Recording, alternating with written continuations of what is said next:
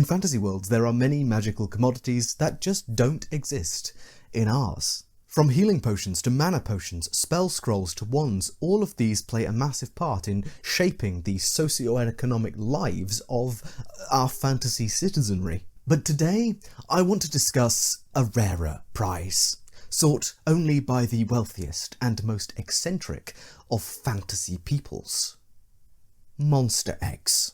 Unlike in our modern world, where the largest and most forceful creatures are mammals, with egg-laying monsters being limited to smaller things like ostriches and cassowaries, Komodo dragons and alligators. Fantasy worlds tend to have so many more avian and reptilian creatures of vast size and terrible threat. From griffins to owlbears, wyverns to dragons, all of whom, setting dependent, are very likely to lay eggs. In short, in a fantasy world, the calibre of creature that can hatch from an egg is much, much more fearsome than in our world, at least our modern world.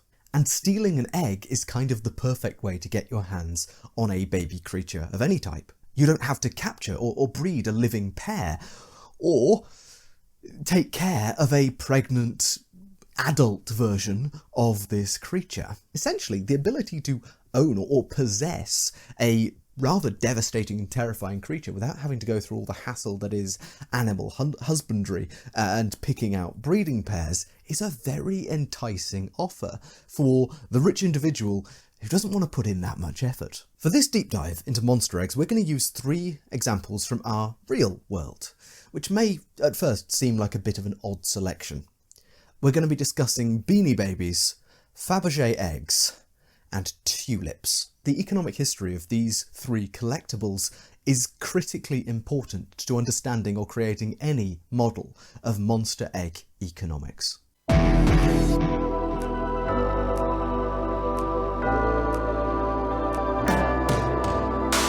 We're going to begin first by looking at the fundamental facts of a monster egg. First, they most likely contain the offspring of a monster. Second, they are a limited resource that is very difficult to obtain. Thirdly, there are as many different types of monster egg as there are creatures that lay eggs. And fourthly, some of these are rarer and more desirable than others in specific situations. A mountain-dwelling folk is going to find far more use out of a dragon egg, say, than the egg of some great sea monster. In economic terms, all of these factors contribute to giving monster eggs quite a high potential for value. They have the ability to grow into something even more rare and impressive after purchase. They are a scarce and challenging resource to get. They come in many varieties to suit tastes, preferences, and trends. And there is a hierarchy of prestige, utility and desirableness built into the nature of having multiple different types of monster that lay eggs. In most fantasy settings, dragon eggs are going to be more valuable than, say, griffin eggs, which creates a hierarchy of valuables, creating also luxury versions of this good, even more luxury versions of this particular good. Because monster eggs are investments. Think of them similarly to loot boxes or gacha, where you won't be sure of the temperament, viability, natural strength, or specific markings upon the creature until it has hatched. Unless, for example, the person you buy the egg off gains some proof of parentage, which makes certain realities more likely and might also drive up the price in acquisition, like buying a rare loot box as opposed to a regular loot box.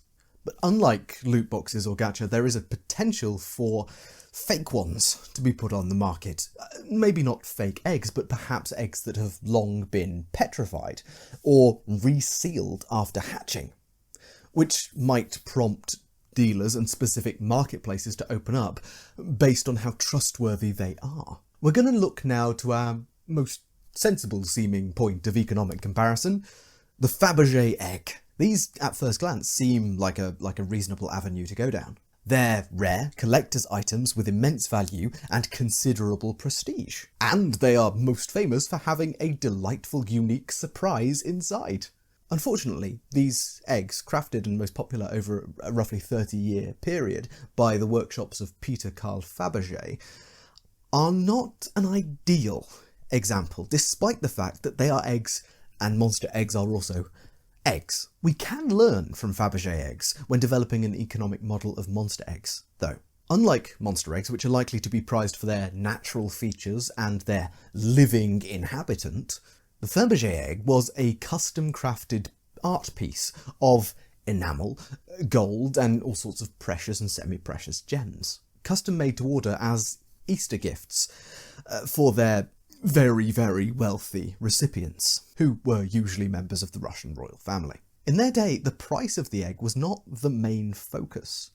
It was rather the craftsmanship, the thoughtfulness and personalisation of the gift, and the occasion. Eggs are symbologically potent across the world and across faiths. A large reason that the Fabergé egg took off as a kind of a trend was the centrality of the egg in symbolism around Easter, specifically in the Russian Orthodox Church. In many faiths, eggs are symbols of rebirth or renewal, and they are connected to the origins of deities and even sometimes to the origins of the entire cosmos in world mythology. It is actually really common to see the world or the cosmos hatching from an egg in a creation story. All this is to say that it is very likely that, like our Russian Easter eggs, the egg would also find celebration and symbological potency in our fantasy faiths as well. Perhaps as a gift, like Fabergé's great creations, or as a sacrifice to the gods. Certainly, sacrificing the egg of, say, a manticore is a great one indeed, because you've got into a lot of investment to take it from the manticore's nest, and you are sacrificing any potential of rearing or trying to tame that manticore for your own good. It is possible that we would see an egg gifting and egg decoration trend pop up as kind of a secondary market to the monster egg trade, where instead of Fabergé's famous enamel, we would see repurposed and resealed monster eggs that have already hatched, painstakingly moved together, perhaps using themes from the Japanese kintsugi art style to highlight these cracks and highlight the ways they're broken. Perhaps these already used eggs could be objets d'art themselves. And we do indeed see something similar in some fantasy works. For example, the gifting of what seemed to everyone to be petrified dragons' eggs in the opening moments of Game of Thrones. But really, Fabergé eggs, with their high craft intensity focus on creating a perfect personalised gift for a few very, very wealthy individuals, of which there were very few made, all things considered, even in a 30-year stretch, it's not necessarily our best comparison. Let's move to something a little closer to the monster egg. Beanie Babies. In the 90s, Beanie Babies, small plush animalian toys, became immensely popular. They were first a bit of a kind of cult product for casual enjoyers and a few hardcore fans. This fan base was dedicated, driven largely by a few main factors present in modern drop releases in fashion and collectibles today. Limited time drops, regular product changes to update and decommission outdated models, limited editions, and a carousel of products that would sometimes be taken just off shelves, decommissioned entire lines completely at regular but entirely secretive intervals. The creation of artificial scarcity through all of these methods led to a very active secondary market, wherein resales of some product lines climbed into the thousands, where collector's guides and purchasing guides were published largely by those who had large collections and were able to set pricing, suggesting guide prices for the rarest of Beanie Babies, where 2 different years' elephants could sell for prices ranging in the thousands of dollars. More so than Fabergé eggs, Beanie Babies were collectible, hoardable, and crucially purchasable by the regular consumer. You could own one, you could own multiple, but the hardcore collectors would hoard and hope that the company's policies of slashing certain lines would result in a jump in the value of their collections. Or perhaps that they're getting to the shop early would result in them being able to buy a model that was in some way defective, which would grow and grow and grow in value as fewer and fewer defects were made and found. In essence, the Beanie Baby was to many an investment. You probably see that a lot of this could map very effectively onto a monster egg. Just as an elephant may be more desirable in the resale market than a seahorse, especially if that elephant has some weird colour that is unusual among its peers even. Just like that, we could see certain species and certain distinctive colorations of monsters being very highly prized indeed. Rare colours or variegated, unusual patterns on eggs may drive prices up, especially if those patterns may correspond to the creature inside. But there is always an element of a gamble in buying a monster egg because you don't know exactly how healthy or what colour the creature inside is necessarily going to be. You have indications, but just like early Beanie Baby hoarders, you don't necessarily know exactly that the thing you're paying for is going to be a sound investment. Just as certain types of Beanie Baby were taken out of rotation by the parent company's whim, we may well see certain species of monster be hunted to near extinction, develop a disease or generational deformity, or move away from populated areas, or even be over-poached. Eggs from before these changes took place may be prized historic collectibles. And just like Beanie Babies, the ones which survive the ravages of 20 years or so, those very few that survive from the time where there were more of them, may well end up fetching the most value of all, if taken care of properly. But this only really accounts for old eggs, eggs that don't hatch. Treating a monster egg as a stable investment long term is also kind of a flawed way to look at it, because these things are subject to change, the ultimate change. They break apart and hatch into something new. This doesn't mean we can't learn from the Beanie Baby example, though.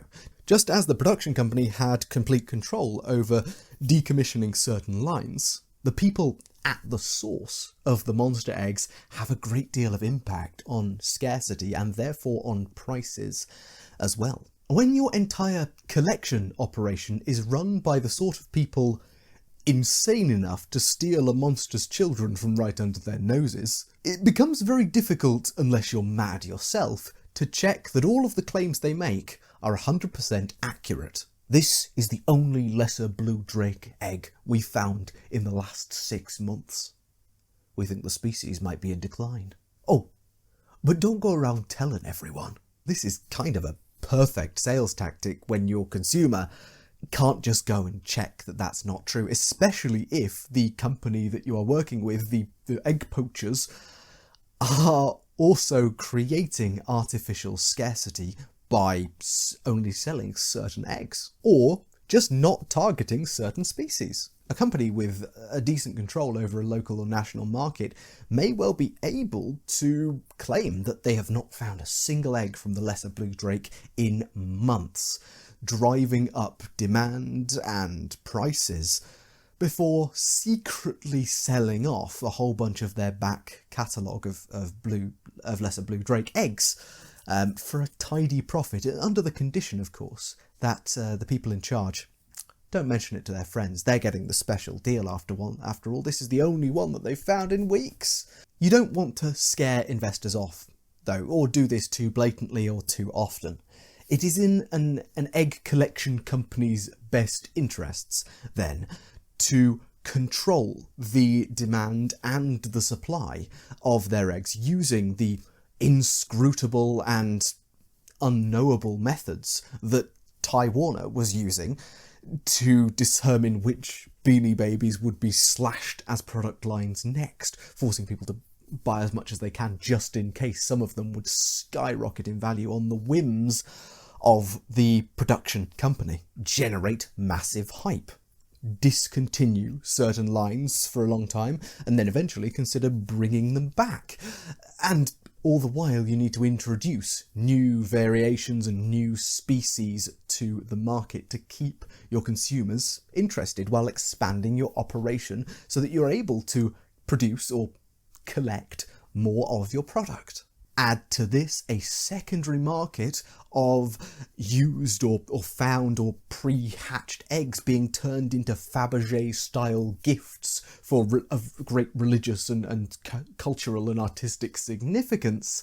And an enterprising company of adventuring poachers could absolutely corner the market on a rare good and the products to create a rare and desirable craft, making them an absolute killing. This is a clear example of how a fantasy guild or business could develop entirely around monster eggs. But fantasy monster eggs are more complicated than mere objets d'art or plush animals. They are things with the potential to fundamentally change what they are, to undergo metamorphosis while leaving the remnants of the original item behind. So we come to the most apt comparison I can think of. Tulips. In the 1630s, the Netherlands was in the grips of something that would later be termed Tulip Mania. It is a commonly purported fact that this was, in essence, the first futures bubble. The reality is a little bit more complex than that. And for anyone looking to delve deep into what this event was, really, I would highly recommend checking out Extra History's series on the subject. It is gold dust, really. The whole channel, really, but this specific deep dive I really well resonated with. But to summarise then, tulips became symbols of wealth, as the market decided they were very valuable. Religious seriousness, as they were an art piece that also abided by Dutch Calvinist values of the time. You can no longer, in a Protestant sense, go and sponsor a golden altar at your local cathedral. The best bet, really, is to demonstrate that you are pious, in tune with God's creation, that is, nature, and with the intellectual and moral and patience-wise virtues to keep a living creature alive. And tulips were a tool for social standing as well. A mixture of conspicuous consumption and the assumption of green-fingeredness that goes along with having a living tulip, as well as participation in a current trend, meant that you were within the social circles where you were keeping up with what was happening and hip in the Netherlands, which was actually the place to be at this time. Most importantly for our purposes, though, tulips were not perennial flowers. They grow from bulbs, and so are only a visible part of the year, and if you're buying a bulb, well, you've got no idea what the flower's really going to look like once it blooms. Even if it bloomed a certain way last year, you don't know if it's going to be identical this year. Like a tulip bulb, a monster egg is also a future investment. You buy an egg from a golden dragon's lair in the hopes that, well, you know, it's going to hatch into a golden dragon. Much like wealthy merchants in Haarlem in 1636 hoped that the new offshoot that they had an options contract on would grow into the rare and prized Semper Augustus. These rare varieties of tulips were largely so rare because of the variegated mosaic pattern upon them. This comes actually from a genetic defect which makes these particular tulips more difficult to care for and not guaranteed to create a similar tulip when they reproduce. In monster egg buying, you're more hoping that the creature is viable, healthy, and of the same type as the egg was purported to be taken from. Buyers in 1630s Netherlands solved the problem of potential future massive disappointment and losses by essentially inventing the futures contract. An option to be exercised once the bulb proved clearly to be what it was advertised as. This placed the rearing and taking care of bulbs on the shoulders of professional growers, responsible essentially for looking after the bulb until it could bloom and the potential buyer could exercise their option and give them lots of money. A similar phenomenon would likely come in monster eggs as well. Sellers may even add an extra arm to their business as trainers, attempting to train up the creatures that hatch from the eggs enough that they're going to be useful or even obedient to their new owners. Kind of like luxury dog breeding, but to ensure that the whole training process was not a waste, that there was definitely someone who was interested in a trained version of this, well, the futures contract makes an awful lot of sense. It's no use spending 5 years training a creature to serve a noble master as part of his flying coach if said creature does not have a buyer. Futures contracts help alleviate the concern of training up a monster just to not find a buyer by making buyers bid early on in the process, before the egg even hatches, so that no investment you make in training or keeping or feeding the animal is guaranteed to be just a straight risk. Much like in the Netherlands in the 1630s, I can very well see these contracts gaining in value the closer we get to blooming time, or the readiness of the creature, either trained or untrained, as an immediate baby. Over this time, the contract may appreciate in value, making the contract itself a tradable good. Imagine hatching a wyvern and training it to a certain level of ability and obedience takes 3 years. Within these 3 years, the city's wyvern riding corps suffers heavy losses, and so they need to replace their stock. At the same time, maybe wyverns spike in popularity, or a large population is culled by adventurers in the wild. All of these factors could mean that the option to buy a wyvern egg once hatched and trained, the value of that could skyrocket within months. Your contracted option from a year ago to pay a seller 5,000 gold pieces for a fully trained wyvern once the egg in question has hatched, well, that value of that contract now, the value of a wyvern now is 15,000 gold. So an enterprising investor tries to buy you out of your contract, promising to pay you 5,000 gold once they have sold the wyvern for a profit on their end. Of course, once it is actually ready. This takes the onus off of the original buyer to find a person to sell or find a use for this wyvern, and he gets his entire money paid. This takes the onus off of the original buyer, as he no longer needs to find someone to buy or find a use for a wyvern. He just gets the market value of the wyvern when he started the options contract. It's a very clear win, assuming the seller can sell. As long as the contract gets honoured, there's basically no issue here, as essentially the person who's taken the contract off of you, no matter whether they can actually sell the creature for that profit or not, they owe you 5,000 gold. They are in your debt, even if prices bottom out.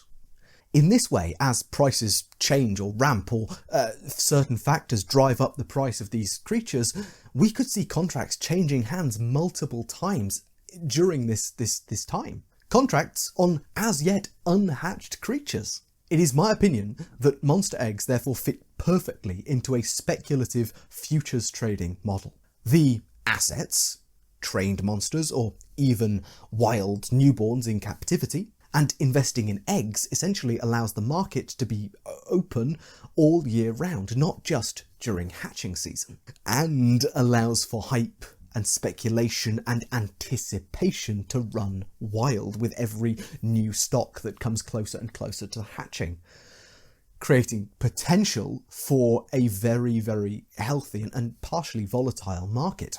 But we're at a bit of a dilemma, because we only hear about Tulip Mania as a big thing from the 17th century because eventually prices bottomed out. Tulips were no longer worth the inflated prices that people were paying the year before, and the story goes a lot of people lost money, or money on paper. If prices had stayed consistent, or climbed slowly throughout the ages, it wouldn't be so much of a dramatic tale. So I suppose our question here is, are monster eggs liable to create a futures trading bubble, which may burst or crash and cause a lot of people to lose a lot of money and perhaps a financial crisis? Because if it is, then I'm not 100% sure that monster egg trading is going to be a lasting feature of a world. Well, I believe that monster eggs are actually very well positioned to avoid a lot of the common pitfalls present in investment bubbles throughout history. Here's the thing.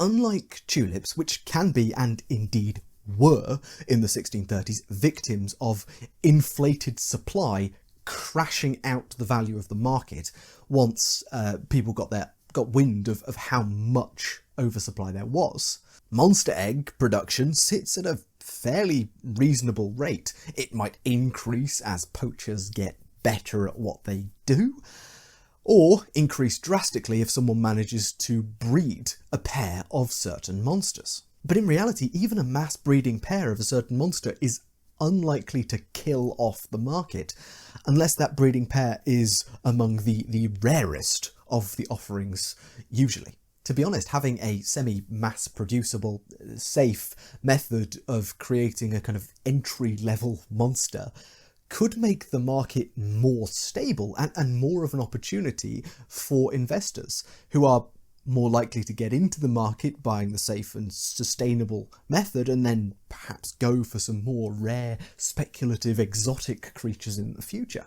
Furthermore, unlike tulip bulbs, which eventually become objects to be admired, monster eggs become monsters with some significant practical uses. Beasts of all kinds have been prized possessions throughout history as pets, exotic showpieces, creatures for arena combat, or as trained parts of armies. Heck, the Roman Empire saw every single one of these methods used within its borders in any given year. Ownership of a creature, especially a tamed or trained one, has immense practical value. Which means that unlike some of our other historic futures bubbles, which have been arguably trend-driven and quite volatile, monster eggs are likely more to find a kind of stable baseline with a few spikes based on current events. All of this means that monster egg trading is likely to be a cornerstone of a developed fantasy economy. If you have a concept of futures contracts, personal debt, and contractual enforcement, it's very likely that a part of a fantasy economy involves monster eggs. But I am aware I've taken up a lot of your time, so let me try and reward your patience. Here are a few quick-fire potential ramifications of a monster egg economy. What if, like the colleges of the tulip trade, we see guilds meeting in taverns to facilitate contract exchanges and enforce current pricing trends as part of a kind of unofficial collegium of interested traders? Seriously, this did exist, look it up. Or perhaps the intelligent monsters get involved. Unscrupulous monsters may seek contracts on their own eggs, planning to take them back once the foolish human who has negotiated this contract with them manages to cause their babies to hatch.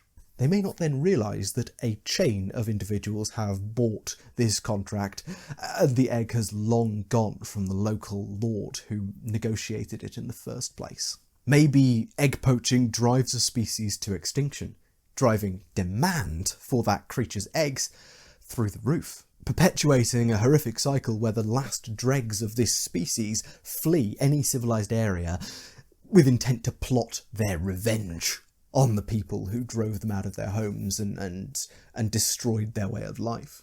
Maybe dragons start actively participating in the trade, spreading rumours and driving up interest in their rivals' eggs. Or in driving up interest in the species of their rival, they may find a tool to use the humans to hunt and sniff out where they may be hiding, or cause them great trouble, or cause their eggs to get stolen.